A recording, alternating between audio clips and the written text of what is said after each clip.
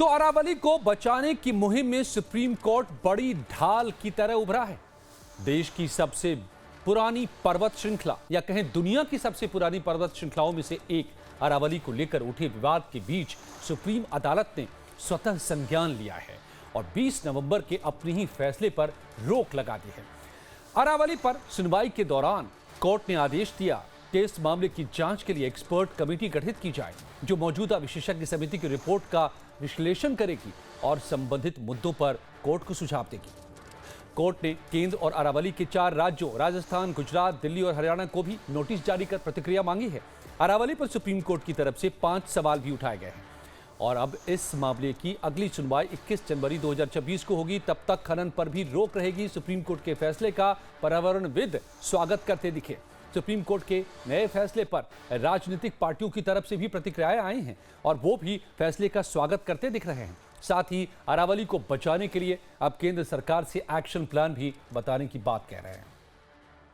आज supreme court के माध्यम से जो स्टे आया है अरावलीज में के लिए, वो ऑफ कोर्स बहुत ही मतलब हम बहुत शुक्रगुजार हैं इसके लिए कि वेकेशन बेंच ने लिया, छुट्टियों में लिया। अभी 4 दिन रह गए थे कोर्ट खुलने के लिए, लेकिन फिर भी उन्होंने इसको ज़रूरी समझा और इसके ऊपर स्टे लगाया। अब आप कमेटी बना रहे हैं, हाई पावर्ड कमेटी बना रहे हैं, उसके अंदर एक्सपर्ट्स लीजिए। उसमें बहुत सारे लोग हैं जो वहाँ पे काम कर रहे हैं, जो इकोलॉजी के ऊपर काम कर रहे हैं। नहीं, हमारी पार्टी भारतीय राष्ट्रीय कांग्रेस तो आज के सुप्रीम कोर्ट के आदेश का स्वागत करती है।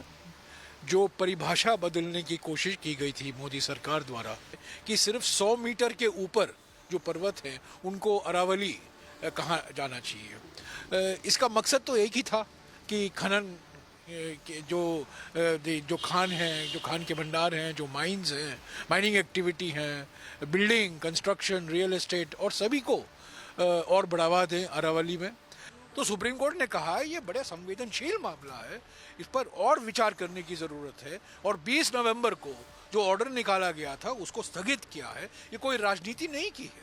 अगर राजनीति की है तो पर्यावरण मंत्री ने किया है, इसलिए उनको इस्तीफा तुरंत देना चाहिए। बार बार मैं बोलता हूँ कि भाई हमें राजनीति नहीं करनी है, पर ये इश्यू ऐसा आने वाली जनरेशन के लिए भी ये घातक होगा। अरावली पहाड़ी है, नहीं रहेगी तो क्या होगा, ये मुझसे ज़्यादा पूरा देश जानता है, वैज्ञानिक जानते हैं, पर्यावरणविद जानते हैं। तो ये सरकार क्यों नहीं समझ पा रही है।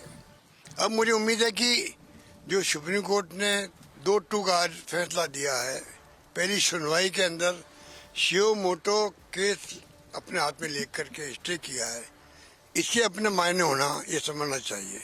मैं उम्मीद करता हूँ कि नए सिरे से जो प्रस्ताव जाएगा उसमें स्वतः इस बात का आभास होगा कि सरकार की अप्रोच बदली है पब्लिक इंटरेस्ट के अंदर।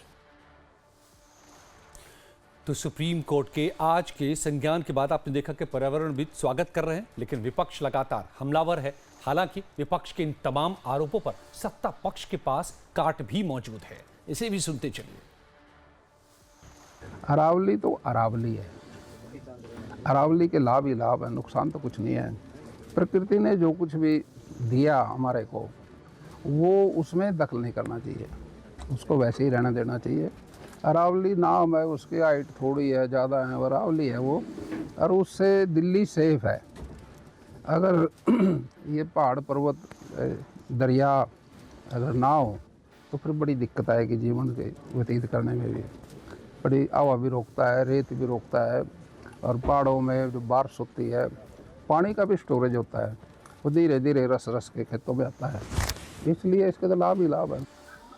सुप्रीम कोर्ट स्वतः संज्ञान ले रहा है, लेकिन सरकार की तरफ से हमारी मंशा माननीय मुख्यमंत्री जी ने मैं स्पष्ट कर दी थी और केंद्रीय पर्यावरण मंत्री है उन्होंने भी स्पष्ट कर दी थी, वन एवं पर्यावरण मंत्री जी ने। तो सरकार अरावली को बचाने के लिए हमेशा संकल्पबद्ध है। अरावली को और विकसित कैसे करें, अरावली को और जैसे है ना मजबूत कैसे करें, अरावली को और सुरक्षित कैसे करें, संरक्षित कैसे करें, इस दिशा में सरकार तो पूरी तरह से तत्पर है, पूरी तरह से कार्यरत है। और सुप्रीम कोर्ट का पुनः सुनवाई करके सुप्रीम कोर्ट क्या निर्णय लेता है वो उसके बाद में देखा जाएगा। तो ये तो बात हुई वार और पलटवार की, लेकिन अब आपको वो भी बताते हैं अरावली की वो नई परिभाषा क्या थी जिसको लेकर कोर्ट ने रोक लगाई है। पहले की परिभाषा में आसपास की जमीन से कम 100 मीटर ऊंचे हिस्से को ही अरावली पहाड़ी मानी जाएगी, ये कहा गया। ये भी कहा गया कि 100 मीटर या उससे ज्यादा ऊंचाई वाली पहाड़ियां ही संरक्षित मानी जाएंगी, यानी उनका नुकसान नहीं किया जाएगा, उनका खनन नहीं होगा। साथ ही 2 या उससे ज्यादा पहाड़ियां 500 मीटर के दायरे में होने पर ही अरावली का हिस्सा मानी जाएंगे। वहीं अरावली विवाद में सीजेआई जस्टिस सूर्यकांत की अध्यक्षता वाली सुप्रीम कोर्ट की बेंच ने 5 सवाल भी अब फ्रेम किए हैं और आगे इन्हीं सवालों का जवाब सरकार को देना है। पहला सवाल है, क्या अरावली की परिभाषा को केवल 500 मीटर के क्षेत्र तक सीमित करना एक ऐसा संरचनात्मक विरोधाभास पैदा करता है जिससे संरक्षण का दायरा संकुचित हो जाता है? दूसरा सवाल, क्या इससे गैर अरावली क्षेत्रों का दायरा बढ़ गया है जहां नियंत्रित खनन की अनुमति दी जा सकती है? तीसरा सवाल, यदि 2 अरावली क्षेत्र 100 मीटर या उससे ज्यादा के हों और उनके बीच 700 मीटर का गैप हो तो क्या उस अंतर वाले क्षेत्र में नियंत्रित खनन की अनुमति दी जानी चाहिए?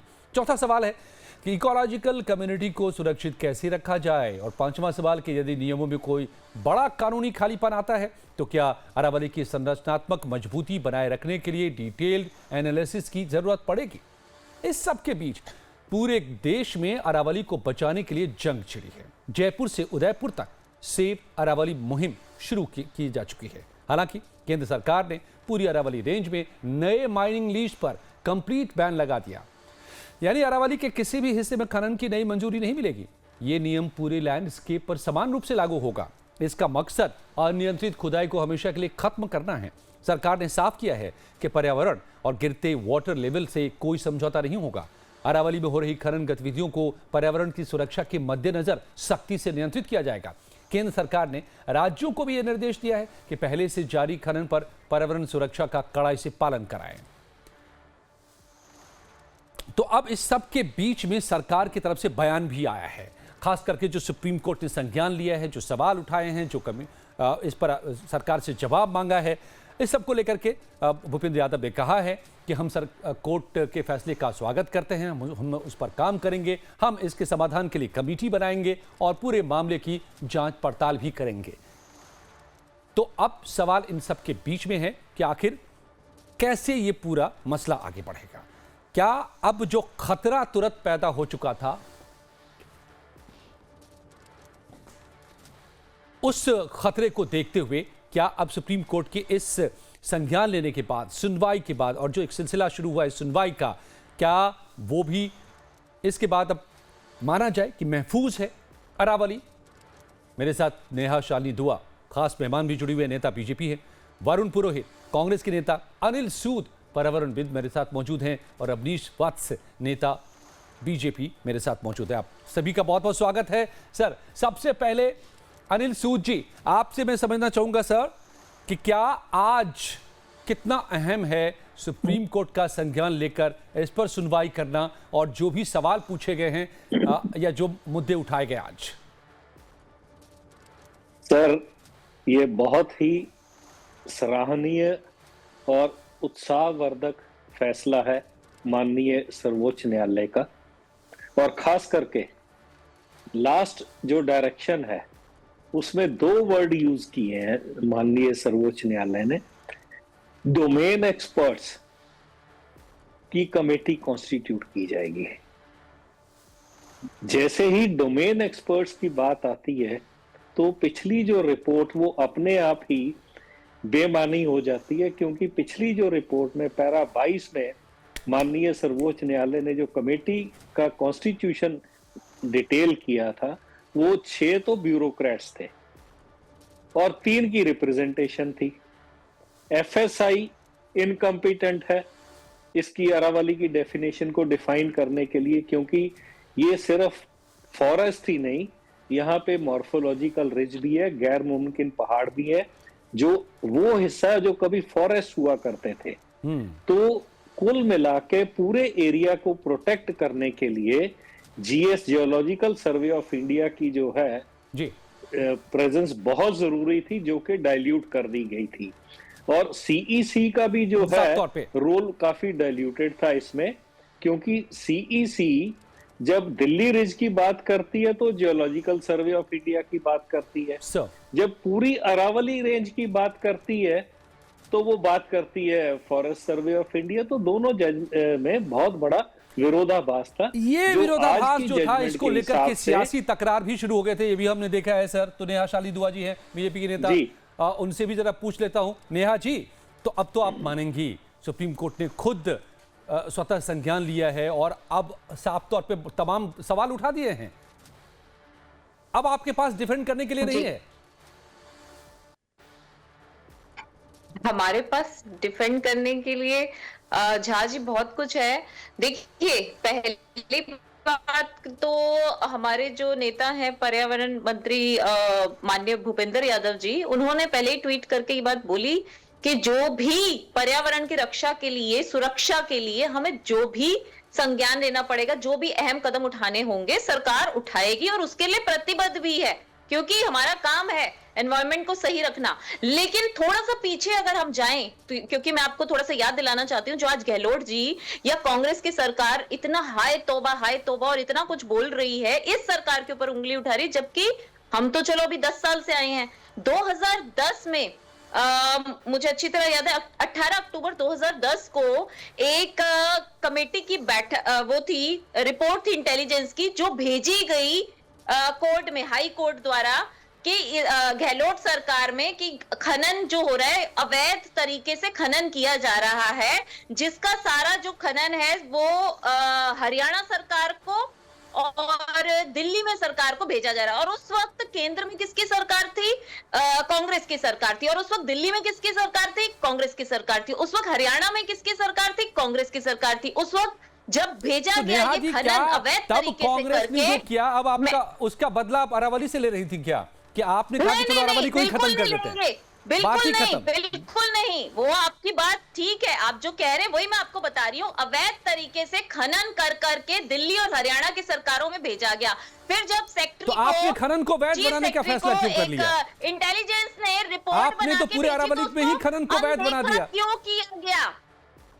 मुझे अजय जी, उसको अनदेखा क्यों किया गया? केंद्र सरकार चलिए, ने मैं उस ये वक्त पूछ बैठी हुई लेता हूं, मनमोहन सरकार लेकिन इस ने वक्त जो उसमें सवाल अब एक्शन सुप्रीम क्यों कोर्ट नहीं आपसे लिए? पूछ रही और है। दूसरा, हम जी। आज यही कह रहे हैं कि जी। हम माननीय सुप्रीम कोर्ट का बिल्कुल आदर करते हैं। उन्होंने जो भी कहा है उस पर पर्यावरण की सुरक्षा के लिए अवैध तरीके से जो भी खनन है उसको रोक दिया गया है।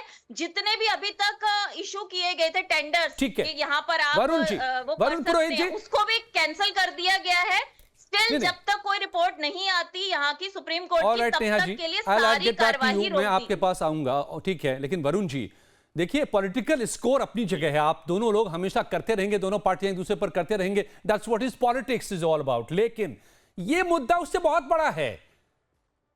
ये मुद्दा, अरावली का मुद्दा, इकोलॉजी का मुद्दा बहुत बड़ा है। जहर हम ले रहे हैं सांस में इन दिनों, दिल्ली एनसीआर में घुट रहे हैं बच्चे और हम सब। लेकिन चाहे आपकी सरकार रही हो या इनकी, सब लगता है कि इसी के खिलाफ काम करने पर आमादे हैं क्या?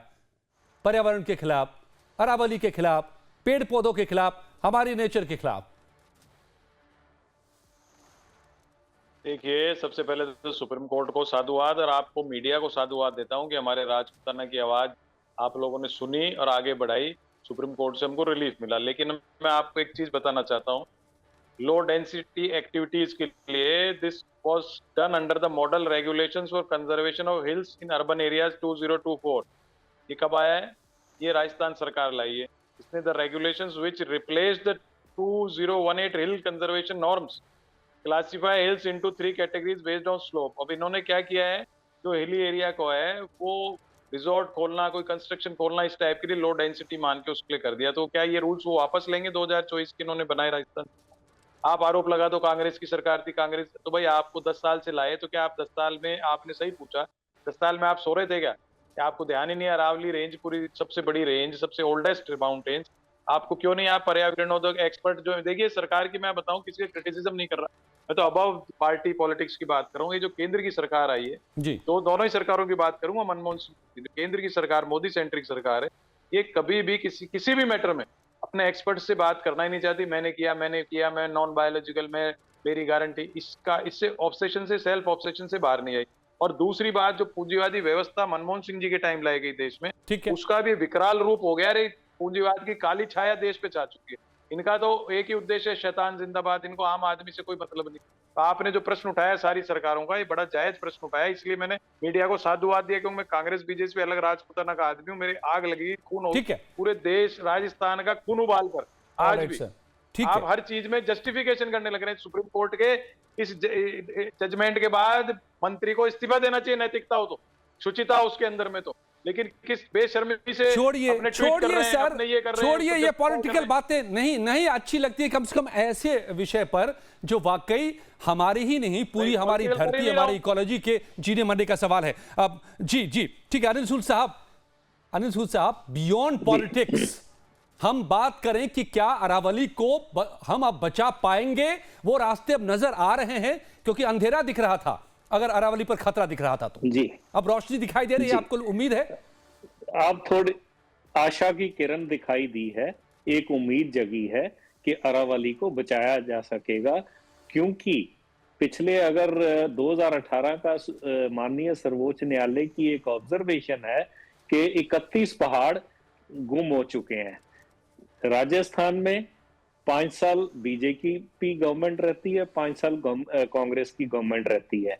तो ये तो हो नहीं सकता कि हर 5 साल ये 31 पहाड़ सिर्फ 5 साल में ही गुम हुए। ये 2004 से लेके 2018 तक जो 31 पहाड़ गुम हुए, हनुमान जी तो आए नहीं संजीवनी बूटी लेने, रामायण का युद्ध, श्रीलंका की लड़ाई तो हो नहीं रही थी।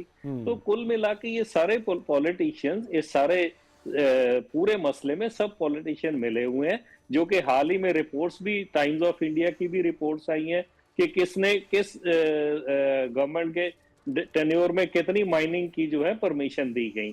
तो इस डिसीजन से उम्मीद जगी है कि इन सब पे अंकुश लगेगा और हमारी सांसों की जो है वो रक्षा होगी, क्योंकि अरावली बचेगी तो हमारी सांसें बचेंगी। बिल्कुल। अनिल सूद जी, आप जैसे लोगों का भी हम आभार जताना चाहेंगे कि इन मुद्दों को लेकर के आप लोग जीवन समर्पित करते हैं और सबका ध्यान दिला रहे हैं। और पहली बार मैं ऐसा देख रहा हूं कि चाहे वो दिल्ली का पॉल्यूशन हो, दिल्ली एनसीआर का, या फिर अरावली का मुद्दा हो, जनता भी अब इसको गंभीरता से ले रही है और इसीलिए सुप्रीम कोर्ट को संज्ञान भी लेना पड़ा है। और इसीलिए अब सियासी दलों को भी मुझे लगता है कि इसके अनुरूप काम करना होगा।